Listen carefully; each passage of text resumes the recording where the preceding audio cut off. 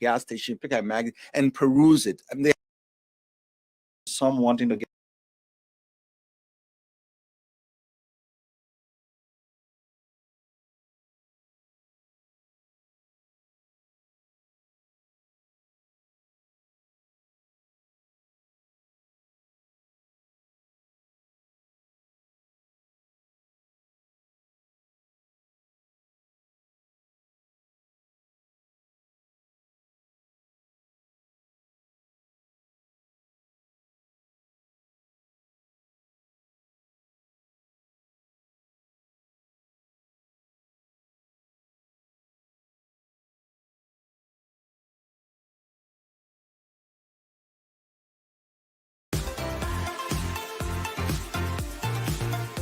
Let your celebration begin with Park Liquor Outlet, your first Liberian-owned liquor store in the city of Brooklyn Park, Minnesota. We have everything that you need to set that special occasion or bride. For your next party or great get-together with friends, visit Park Liquor Outlet. We have great selection of beer, wine, gin, and many more at affordable prices. Our customer service will make you always want to come back. We are open Monday to Saturday, 9 a.m. to 10 p.m. and Sunday, 9 a.m. until 6 p.m. Park Liquor Outlet, your one-stop celebration store. We are located at 6315 Zine Avenue North, Brooklyn Park, Minnesota. Visit us today and feel the difference.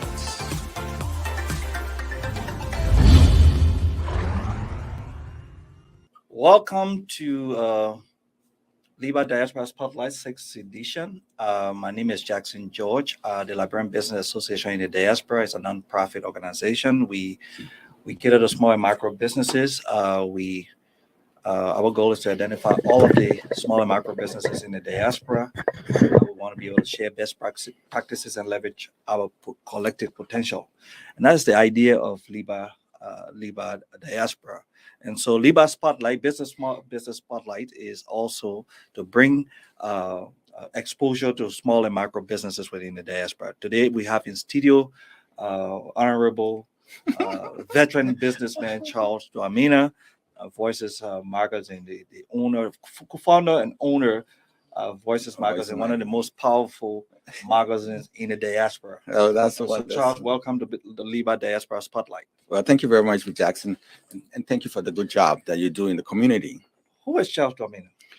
Charles Dwamena is an entrepreneur, a man who believes in helping others, a very family-oriented individual, and a community leader, I would say, because I get passion from helping individuals in the community actually navigate opportunities. Besides what I do, I'm always helping individuals start businesses. Especially, I work with a lot of females who have difficulties in navigating the system in the United States. So I believe I am a community leader. I have some political ambitions, but that will come another day. Well, that's news on wheels, right? that will come another day. But right now we are trying to work hard to increase the coffers to have enough cash flow with the events and the businesses that we do. So when we say, and Charles, you've been my friend for many years. Yes, that's so true. And one of the things that I like about you is your consistency and persistency in what you do. Yes. When people hear about Charles, they hear Voices Magazine. Yes. Tell us about Voices Magazine. Well, I'll tell you the genesis of this magazine actually started when I started a magazine called Kinky Roots. And the objective of Kinky Roots was to be able to showcase the beauty of African nappy hair. So I was working with a couple of beauticians and trying to come up with a story about what the difference was. In fact, I have a book that came about with how the plaited hair was supposed to be worn. So over time, I realized that was something that I wanted to do. And with my background in graphics and software, I thought I could basically get into something. So I met Celestina Windham, who happened to have started a magazine she called Voices. And so we decided to collaborate in this project. And the mission at the time of Voices magazine was more or less quite different than what it is today. In those days, they were just basically giving tips and processes of being able to overcome the difficulty of navigating America. But what we decided to do was to move it to another level, where the whole vision of the magazine was to empower people of African descent. In essence, we all immigrants that come to this country, we come from different walks of life, and our process to come here is totally different from everybody else. Some people came through the refugee camp, some people were born here, some people came here through different aspects of their life. So everybody has a different story. And so we decided, you know what, let's capture the stories of those who have been able to come here and have been successful. So as you can see in front of us, we have almost 25 different magazines here that have covered individuals of African descent that have technically come here and made a difference. Right. And their stories are told in the magazines. And the MO of the magazine is, first of all, to identify these individuals whom have impacted their community and made a difference. I know sometimes they put challenge me and say, Charles, how come I'm not on the cover? I said, well, I'm not the one who actually selects that process. It's a whole team of individuals. To be on the cover, you have to be impactful. You have to have come here, and you have to have made a difference, even within your own community and your own job, for example. So we can take, for example, way back before Alex Cummings got into politics, he also was on the cover. We talked about his rise at Coca-Cola. In the most recent edition, we talk about Nasibu, a great gentleman who's the head of ADC. We're waiting to cover Honorable Jackson George very soon on the cover with his story. ADC, but in development. But notwithstanding, you have been featured in the magazine. Is it this one? Yeah, I think it was this one that let's see. Featured me somewhere in there, but Nasibu took the entire. I think I saw you there some time ago. Yeah, I know. Somewhere. I can't even find myself. Just take your time and just. So while I speak, well, again, so the whole objective, more or less, was to be able to identify. And I've always said, let's assume that you came to the United States. You came to the United States and you were at the at St. Paul International Airport, and the person who came to pick you up stayed forever, and you happen to have gotten a copy of Voices magazine while waiting for the person and perusing the magazine and let's reading, for example, Nasibu's story.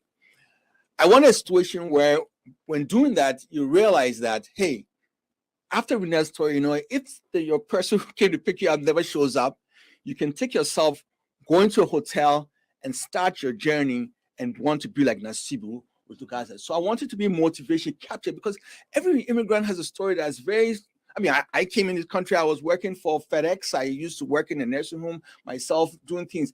After being the marketing manager for Mobile Oil Liberia, and prior to that, being a vice president for ITC Bank in the Treasury Department. But I came to America having to lower my standards and do what I had to do to achieve my success that I consider today. So that is the whole thing about Voices magazine. Since you say that, most of the time when, especially the immigrant community, yes, when they see Charles or they see us, they just think we came from Liberia, we got here. Exactly. And one time I was telling people that it came a time I didn't even have money to put gasoline in my car. That is so true. That's a very good example. We did not just get here. Yes. It took hard work, it took consistency. And determination. Values.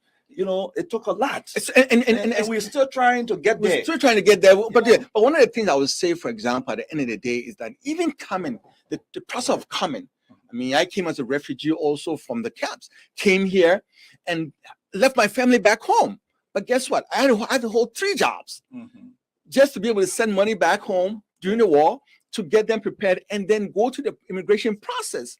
And then when I was fortunately able to get them to transition, I had to buy a ticket of $7,000. So I was working at FedEx at the time, and FedEx allowed us to be able to, they're into airlines, and so we'll use it, get a discount, and to be able to fly our family here. Correct. So as an immigrant, yes, running one of the most prestigious magazine in the diaspora, tell us, what are some of the challenges? What are some of the challenges that you face? We'll get to the successes, but let's talk about the challenges that you face. Okay, well, I'm sure every one of you know that the print media environment currently is going through a lot of struggle in the advent of electronic, magazines and online stuff. People have very limited temperaments to stop at a gas station, pick up a magazine, and peruse it. And they have other people who want to have these magazines on their coffee table in their offices. So Voices Magazine is going through a challenge in terms of getting more eyeballs to pick up our magazines. So we are pushing towards promoting our online version of the magazine and try to have it be in multiple places, because as you know, the distribution of Voices magazines within the Twin Cities. However, we have other subscribers out of the United States, out of Minnesota, that we ship the magazines out to. What we'll prefer is for everybody to get a copy of the magazine. So how do we do that? Through online on our website and stuff like that. So that has been a very huge challenge. And in doing so, guess what? You have to get involved in social media and trying to get people to know that it exists and stuff like that. That's one aspect. The second aspect of it is advertising dollars.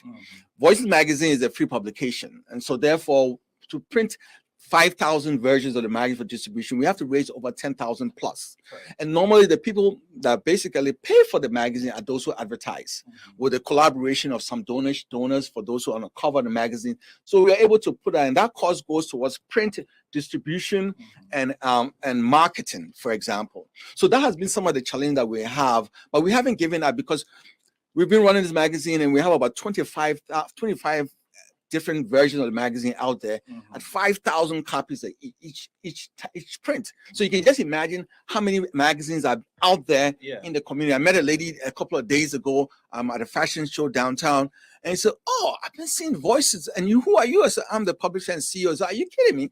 I've always wanted to meet you, Mr. Dwamina." And so we exchange information and that kind of stuff. But that's what to tell you that my magazine is out there. However, we have more work to do. So one of the challenges that we are having right now is to whether to establish a non-profit version of our magazine. Because one of the things that I'm told when I go to get financing and I go to get support is that there's a lot of money out there for these culturally sensitive processes that we are doing, and Voices Magazine is not qualified to get those things because of our structure.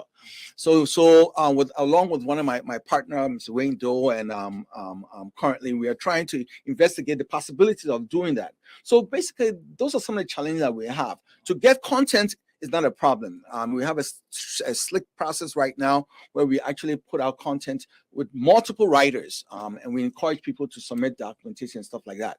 So yeah, that's the big challenge that we have. We will take a short break. When we get back, I'll talk to Charles concerning what motivates him every morning to get up and do what he does.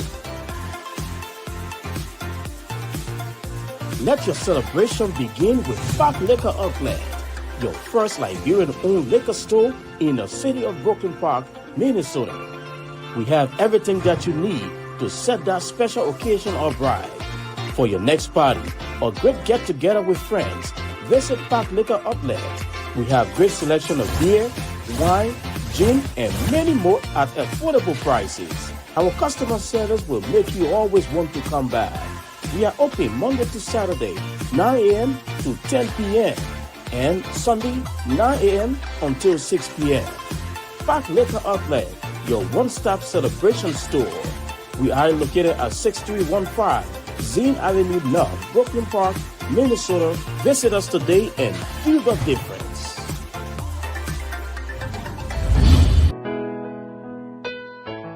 Let's walk together. Over the past 8 years, Joy Foundation, Joy Music Ministry Incorporated has hosted the Walk a Mile for a Child event. A family-friendly space or platform that allows children and their families to come together to connect and celebrate the children.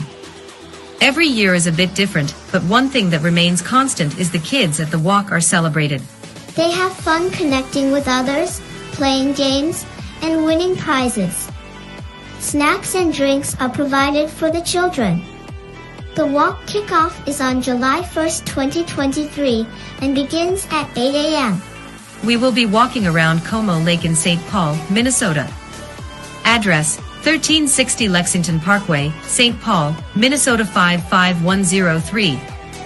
The walk is also a fundraiser that helps sponsor a child in Africa to go to school. Walk t-shirts are available for purchase. So come join us and stand up for the children and celebrate with them. The whole family is invited. Youth, bring your bikes to participate in the bike ride challenge. See you at the walk. Walk a mile for a child. Walk a mile for a child. Hey, ladies and gentlemen, my name is Jackson George. I am the Executive Director of LIBA. I'm here again with Mr. Wallace from Cake Media. Mr. Wallace, you've come a long way, right? We've been with you for a long time. You're one of the people in this industry you keep going. Tell us a little about this team. So initially we used to be called Africa Media, and that's AFRIQA. But at some point we thought to rebrand because we realized our clientele were diverse. So we changed it to Keg Media. And Keg is the first initial of all my children, Kimberly, Aaliyah, George, and Georgetta. That's what Keg means. Okay. And we started small, but now we've grown. So here at the studio, we do video production, we do musical production. We're a full media company. We do from graphic design to animations, to flyer designs, websites, anything that's related to the media industry. So normally people come to the studio, they rent out the space. We have different creative spaces.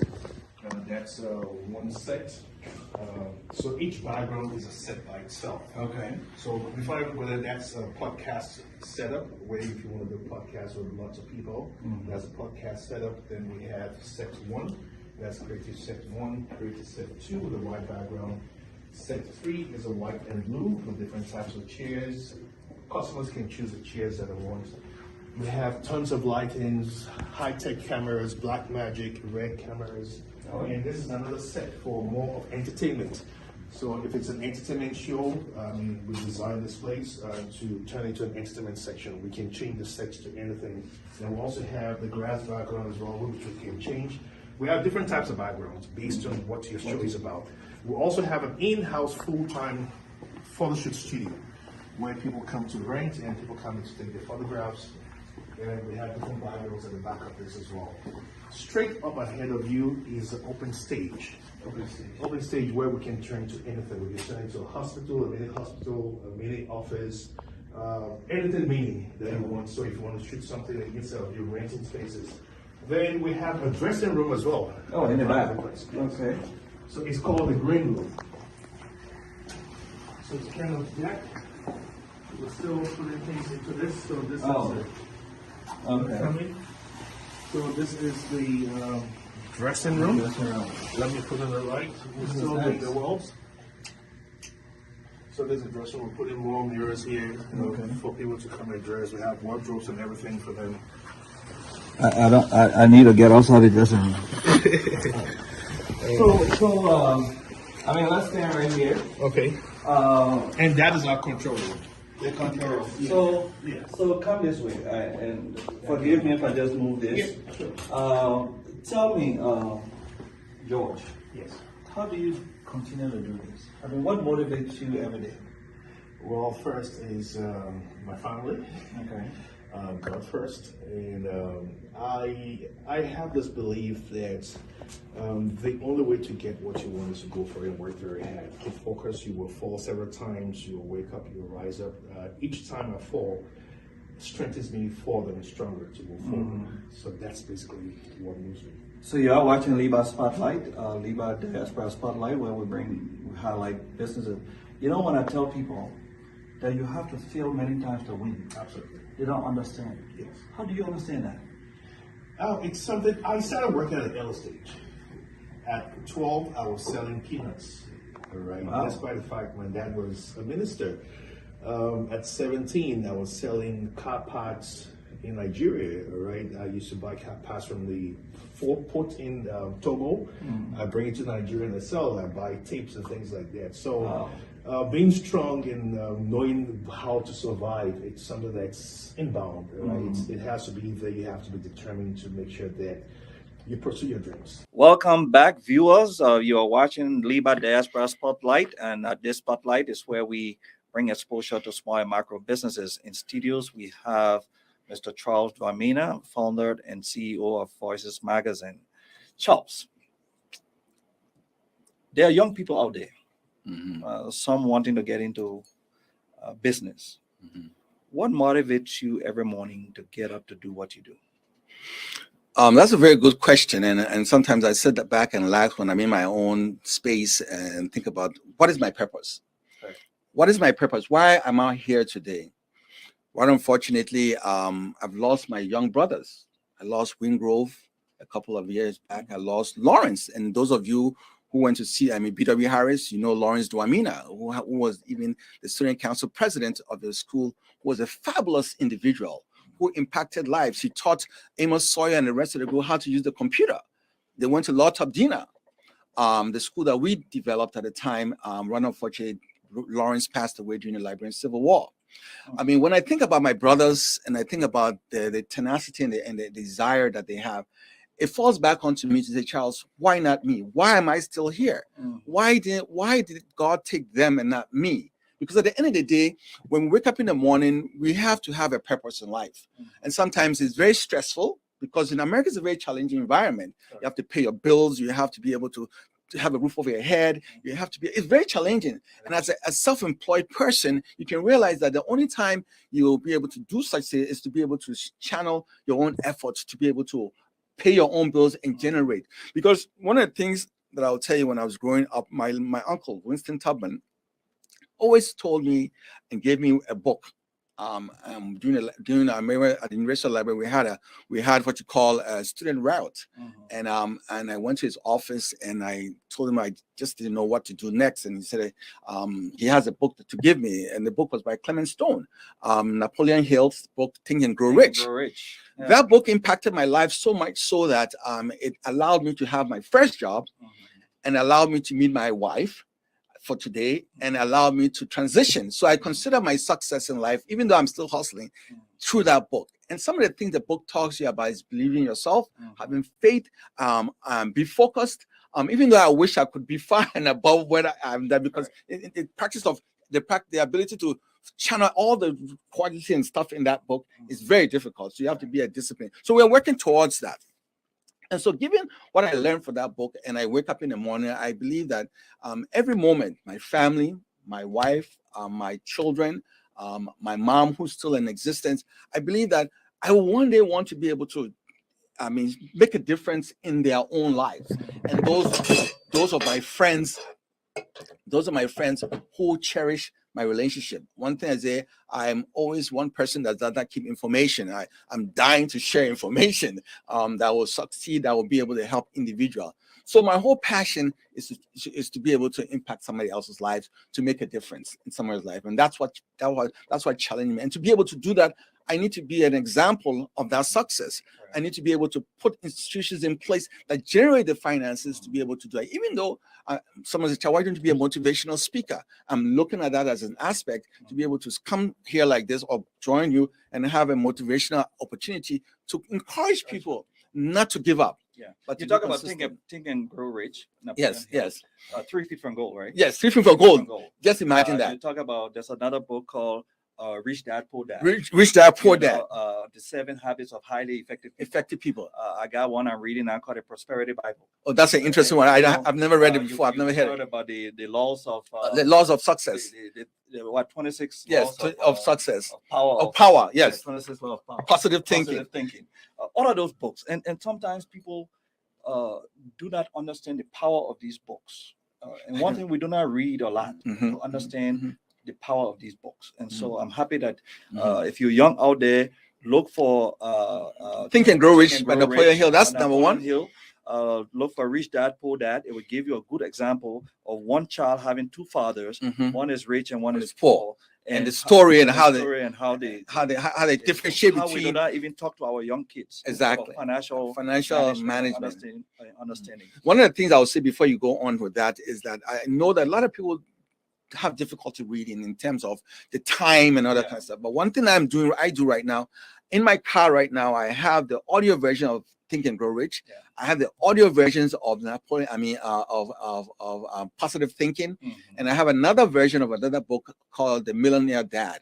Right. And so those three books I play religiously in my car that contain resonates but in my this mind. is what I do though. What do you do? When I get to my office, I have the Prosperity Bible. I have all of these books. I read one chapter before I begin work. That's a good. Every morning. That is a very good approach. Every morning, and I put a time where I stop. Uh-huh. I said, but I read one chapter. Whether I got meetings, I got this. I read. You make sure you read that. Read a chapter. That's an effort. Every morning. That's an effort I had. Like for example, Napoleon Hill, I have cue cards now in my office, and every week. Every week, I take about 5 cards and I read the messages that are on those cards to inspire me and empower me. Say, Charles, you can't get, because sometimes it's very easy to be down. Correct. It's very easy to be down and look most at people think successful people are not struggling. I'm not struggling. Successful people struggle. I leave work 12 midnight. Most of the see? time, midnight. When everybody's home watching TV, watching video games and playing stuff, we're working. We work for ourselves, right? Exactly. But that's what success is. Success. I tell people you have to lose enough to be able to win. Yes. And people just think you have to win today. No, you have to can't. be successful. No. You have to lose enough. Sometimes you are even successful in your old age. Exactly. And it's called instant gratification. Correct. You want to enjoy now and forget about it. So you do the things that are difficult now to succeed later, or you do the things that are easy to feel later. And go ahead. Going forward, I know let's transition a little into Liberia. Okay. Liberia, when we started LIBA, one of the goals was to help our homeland. Yes. How can we help develop the economy of our homeland? As you know, our economy is not controlled by Liberian businessmen. Not at all. And so that was one of the aspects of LIBA Diaspora. So we partner with LIBA, but we got much more work to do. Exactly. This magazine is, and you and I have had conversation concerning when you're on Brussels, you don't have anything concerning Liberia. You go to Liberia, there's the quality, there's magazines, but the quality is on the airline. We don't have that. Our airports, these things, we need to advertise our business. What are you looking at in terms of expanding this kind of a quality? Wonderful. Well, I would say this, it has been my passion to bring voices to Liberia. So right now I'm in talks with Strategy Africa, which we are part of, to start Liberian Voice. And it will mirror the same concept that we have here. I'm hoping that we can launch the magazine hopefully next month in Liberia with our new cover, and then try to go ahead and solicit stories from our writers and stuff like that. So Liberian Voice will follow the same footprint. Okay. And one of the things that I think I would also like to introduce into Liberian Voice is the potential of the private sector.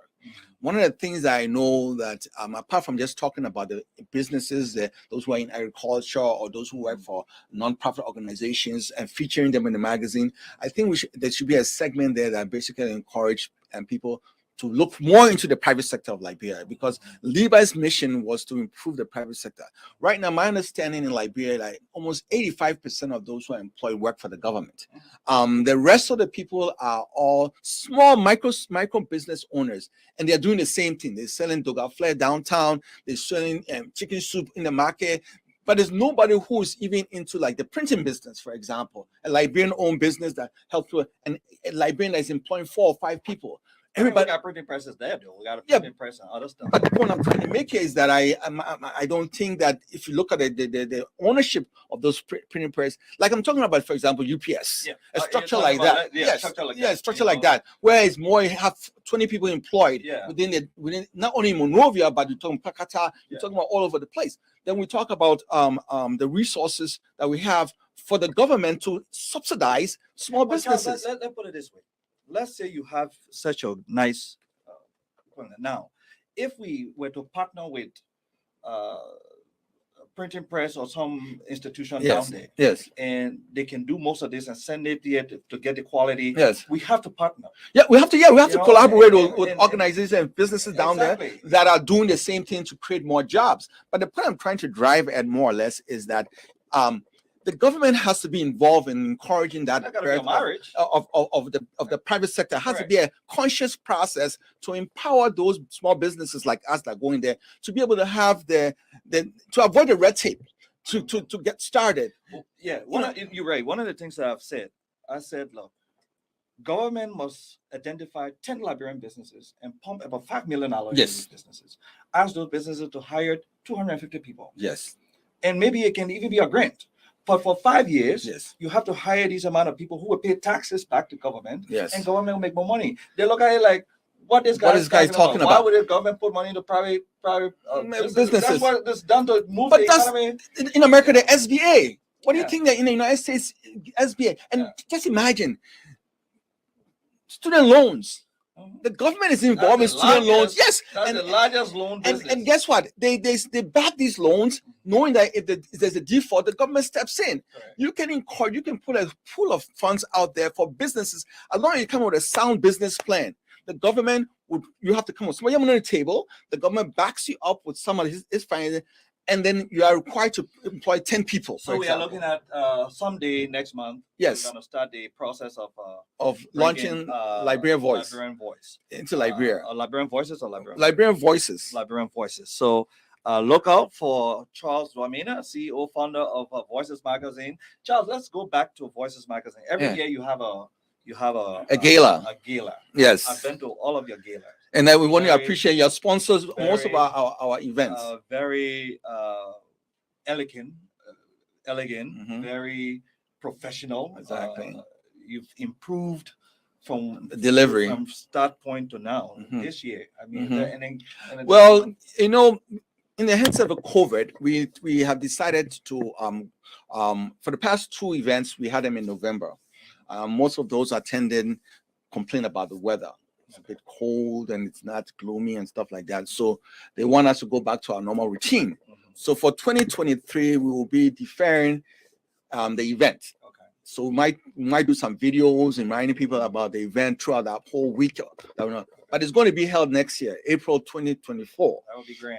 That's what we're going to do. So now I'm meeting my team hopefully next month, and we're going to start the preparation process. We want to be this event to be one of the best. Know your event is expensive because people got to buy new clothes. People got to be well dressed. Because it's the only event that you have multicultural people under the same roof. Yeah. If you look at Voices Magazine and those who attend is Liberians, Ghanaians, Gambians, South Africans. Yeah. I mean, and everybody's excited. I mean, everybody's excited. That's and one of the beauty about y'all. yes, and those who win the awards come from different cultures. Like for example, the last year's event, we have people from Somalia, Liberia, Kenya. Yeah. All of them won awards on the process. But the only difference I would say to my community, when you see the survey out there, we need you guys to participate. Don't complain after the survey. Yes, and somebody said, "Child, why do you nominate me?" I don't control the nomination process. When you see the survey, nominate whom you think is doing well in the community. And after that nomination process, there's a panel of folks who go there, look at the person's name, look at what they are doing, look at their resume, contact others, verify, and then we decide who will take the prize another day. So it's a whole process, and we cannot do it alone. We need you folks to continue to support us and to continue to participate. And I would like to take this opportunity to thank our sponsors, because without our sponsors, I mean, this event can be done. Because as I said, the sponsorship of this event is 95% done by all the companies that participate because they believe in our mission. And Voices Magazine, I say, even though we are for profit, our main product is free. Okay. So you can ask yourself, Charles, how do you finance these processes? And they're what? My sponsors. So without you, obviously, we will not. But we want to thank you take the opportunity to thank you for such a wonderful day, and continue to look forward to your sponsorship. So we'll take a short break. When we come back, we'll be poking into Charles' other businesses. We understand he has other conglomeration of other businesses, so we'll be poking into that. Thank you. We'll soon be back. Let your celebration begin with Park Liquor Outlet, your first Liberian-owned liquor store in the city of Brooklyn Park, Minnesota. We have everything that you need to set that special occasion or ride. For your next party or great get-together with friends, visit Park Liquor Outlet. We have great selection of beer, wine, gin, and many more at affordable prices. Our customer service will make you always want to come back. We are open Monday to Saturday, 9 a.m. to 10 p.m. and Sunday, 9 a.m. until 6 p.m. Park Liquor Outlet, your one-stop celebration store. We are located at 6315 Zine Avenue North, Brooklyn Park, Minnesota. Visit us today and feel the difference. I'm Jackson George. I'm here at the Papa Rose Lodge and Cigar Bar. Come with me inside. This is a new establishment. If you remember the Papa Rose Hall in Coon Rapids, Minnesota, it's the same owner. It's here. Papa Rose Lodge is a new business, addition to the old one. And here he comes. Here he comes. Hey, Mr. Sarah, how are you? So, thank you. Will you take us through Papa Rose? Oh, this is new. When did you open? 2 months ago. 2 months ago. Yes, sir. So what is the whole, I mean, you got some taste. Thank you. And this is nice. So take us through what happened to you. At Purple Rose Lounge, we are restaurant, lounge, and bar. Restaurant, So lounge, we and got bar. full kitchen, where we sell food, African food, and Western food. And in the evening, we have a nice ambience where you can come out see. On Thursday, Friday, and Saturday, we have music. Saturday, we have a live band that come and play for us. On Friday, we have karaoke. Karaoke. On Friday night. Wow. And what's the capacity here? 300 plus. 300 plus. So we got seats for enough. So 6.0. And so the the restaurant is open during the week? it's open for the week. Monday to 7 days a week we are here and sell food. and the bar is open on Wednesday Wednesday through Sunday. Sunday. But pretty soon, the bar will be moving at 7 days a week. Pretty soon, 7 days a week. This is beautiful. We really, I mean, this is on top of the line. Thank you so much, Mr. for this one. So you got anything to tell, how to encourage people? What's the address here? 5526 West Broadway in Crystal, Minnesota, Purple Rose Lounge. You can also Google us. And come and check us out. Good, I'm here. Come and check it out. And you're a good businessman. Thank you so much. Took a lot of work, but we're here. I can see that. Thank you.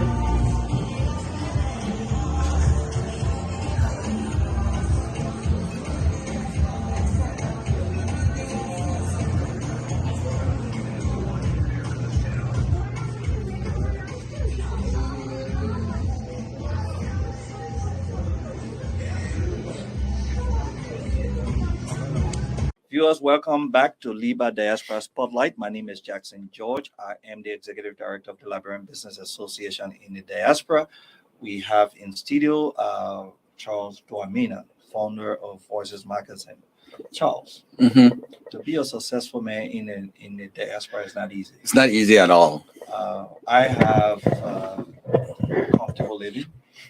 It's a healthcare company. I have Strategy Africa. It's a Non-profit? It's a consulting company. I have the liquor store, Mhm. and I run LIBA, Mhm. and I run the consulate as well. Oh my God. 5 of those things I do every day. Tell me about Duamina Group and The other companies that I the have. companies that you have. Well, it's only in America where the process of registering a business is so easy in terms of getting started. As long as you have an idea and you believe in that idea, there's nothing that can stop you from starting. Vera Wang started her line of cologne with $500, and now it's $1 billion company. There's so many examples of individuals who do that. So in the United States here, obviously, we take advantage of that free society where you can start a business with an idea and be able to push, galvanize. It's not as easy as we might think it is, but I mean, there are processes as long as you please. So for example, apart from Voices Magazine, I run the Duamina Media Group, which is my passion, which is the one that basically helped me design websites for clients, do a couple of flyers, brochures, funeral arrangements, weddings, banners, and that whole lot. So we do that consistently. And then I have a medical company too, a staffing company called One Medical Staffing Solutions. We have about 125 individual nurses that work with our pool over time. Right now, it's the situation in the market based on COVID. It's a bit challenging, but we are still forging ahead. I also have African Grocery Online. It's a I believe in e-commerce platforms. So African Grocery Online is a platform that allows people to order African produce, not African food, in the comforts of their home. I have orders coming from Chicago, Atlanta. I just had an order from California for hard chicken and ola, pound of yam. You know, so people go on my website, they order all these products and ship it to them. I use the postal service and UPS to do all my shipping. Now, this is a whole network of activities. And as you said, I do it alone, and my wife participates in some of the activities that we do for these events.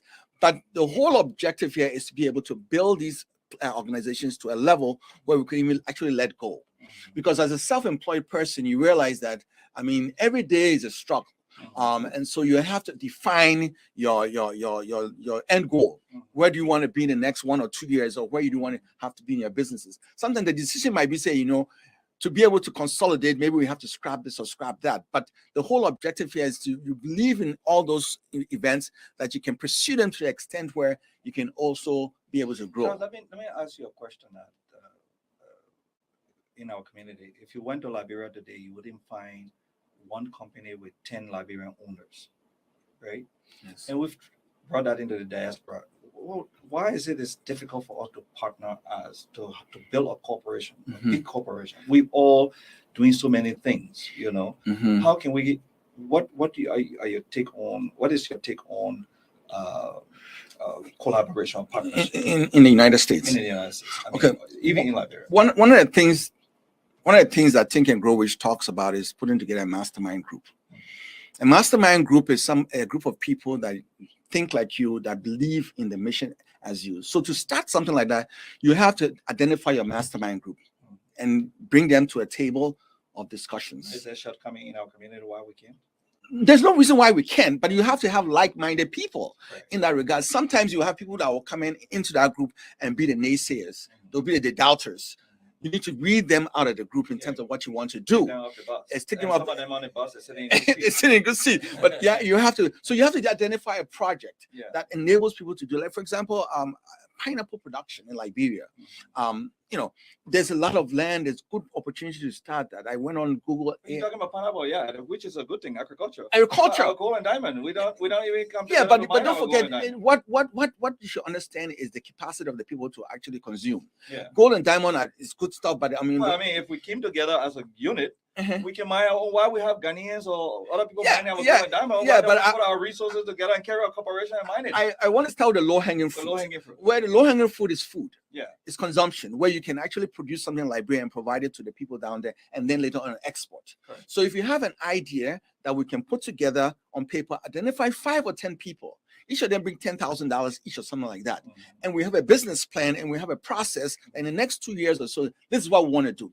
Now, one of the challenges we have here is that we are constrained with the red tape in Africa because we're all in the diaspora. So instead of doing something like that in Africa to begin with, why don't we start something here and then use the proceeds for them to finance an event down back home? That's the point. And that's you see what I'm saying? Point, yeah. So real estate is a very good example of where I heard there's a couple of ladies who've gotten together and they purchased a building. So real estate is something that's very important that we could do as a unit. Lease an event center. There's an event center coming up in Brooklyn Park where we could be able to lease it from the Brooklyn Center and run it as a team and make money from there. So any other project collectively through your mastermind group where everybody is committed to being able to participate, that is a wonderful occasion. And then in the end goal is that proceeds from that, even though it will benefit us, our investment is secure in the United States. I would like to keep it positive because that's the reason why we haven't done that yet. But I like to keep it positive and not go into the whys. The whys, we haven't done it. But on the whole, let's look at our businesses here. You know, we have a large community in Brooklyn Park. or in the state of Minnesota, 47,000 librarians. Mm-hmm. We've had our kids here. Yes. So if you added our kids to 47,000 librarians, That's huge. it's huge. We have a large African community. It is said that $1 stays in our community for less than 10 minutes because the kind of businesses that consume or take in those dollars, we don't have. That's true. Gasoline, the home mortgages, those are now our businesses. Car, how you call it? Car rental. Not car rental, but cars. Repairs. We into small car repairs, but the big businesses, you go and buy your car. Okay, car like dealerships all and of stuff those like that. things. We don't have it. So most of our money going into electricity, utilities, and all of that. So the little money that is staying in our community, we don't support each other. Yes. In a sense. Yes. And so that's one of the things that is affecting us. What are your take on that? Why? I think I've always said that. I think it's a very hard question to answer. But why sometimes people say, Charles, what are you talking about? You said, the librarians, some of them will sit on the fence and wait for you to succeed. When you succeed before they identify with you. When you're in the grind, like for example, your liquor store, why shouldn't the whole community come and buy your liquor? Every Saturday they will go to other places. Regardless of the price being different, but they come in knowing they're supporting a librarian brother. It's about volume. It's about volume. The more you come, the lesser the price will be. Because it's about volume, right? Yes. So the question is, how do you get them to understand that, hey, I'm a librarian support? Look at the Jewish people. Yeah. One of the reasons why I say that is because we don't have one cause that we identify with. So it's come from Genesis. One cause that we identify, like the Jewish people, they believe in the Holocaust and all the things. So they support each other. When they see the other people down, they bring it up. The Lebanese, forget about the Ghanaians and the Guineans and all that kind of place. But I always say that the problem with Liberia is itself, in the sense that we believe in our individual responsibility, the Bassa men, the Grebo men, so the very strong organizations in here are the various county leagues. So if you had a liquor store, you come from Bassa, the Bassa people will come and buy from you more than the Grebo people. But that needs to stop. The funny thing about it, and one of the things that I like, and I know my wife and I talk about it all the time, you buy a liquor, you have in your program, you buy a liquor from a different place. You invite me to your program. I come to the program, you give me liquor. Yes. You ask me to make donation. Or you bought your liquor from somewhere else. So why do I make donation? Where should I take the money from to give you? Exactly. So the question is that it's a mindset. It's a mindset thing that we need to conquer. But again, at the end of the day, it has to come from a space of success. There has to be an example. But Charles, let's put it this way. I know it's frustrating to you, Mr. We are here. We got a dry cleaning business now. Yes. A Liberian who owns a dry cleaning. We got a Nigerian who is an eye doctor. We got a Ghanaian doctor who is an internist. Yes. Yeah, I know him. We have a liquor store. We have event centers. Yes. We have an eye doctor. Yeah, eye doctor. We have a dentist. We got 2 Liberian dentists. I mean, we have those kind of businesses now that we need. It's okay for a Liberian to be millionaires. It's okay for our minority to be millionaires. Yes. Why? What happened to our communities? Yes, I think the support is not there. It's not there. But then, when something happens in the community, it comes to you. It's us that you call to support. Support is like you don't want to see us rich, but you want our assistance. What is going on? That I keep saying is a mindset, and to conclude with that mindset is for you to succeed. And at the end of the day, when you succeed, you become an example for them to realize, and you continue to preach what you preach, because your success was not necessarily dependent on them. It was dependent on your own idea of being able.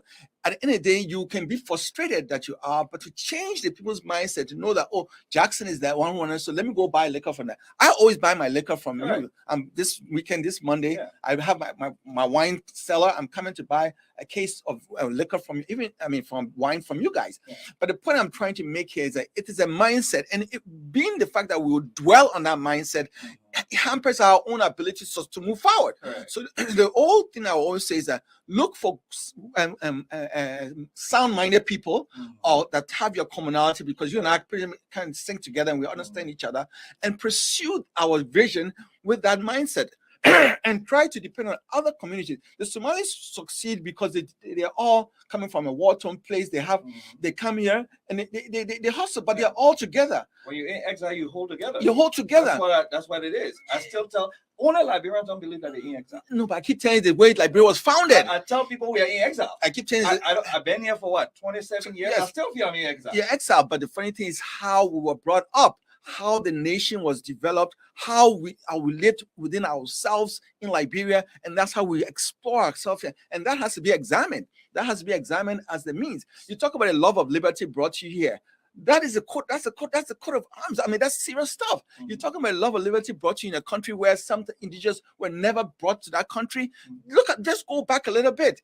Our flag, our constitution. I was at the Hennepin County Government Center. I want to talk about LIBA, and they asked for the Pledge of Allegiance, right? Yes. I get up, I'm saying the same Pledge of Allegiance that we say in Liberia. Exactly. So I told the lady next to me, I said, that's the same Pledge of Allegiance. We got the same. Exactly. And so the question I would ask you, that is the problem with Liberia. We haven't had any common cause to bind as a nation. Correct. And even the Civil War did not. It didn't allow us to do that because you had the Crown people came, the Limba people, you had all that kind of divide. The Congo people were on one side. And so that is the problem with Liberia. It's a melting pot, there's a big elephant there, and everybody gone and cut their own piece. We need a leader that can see beyond that.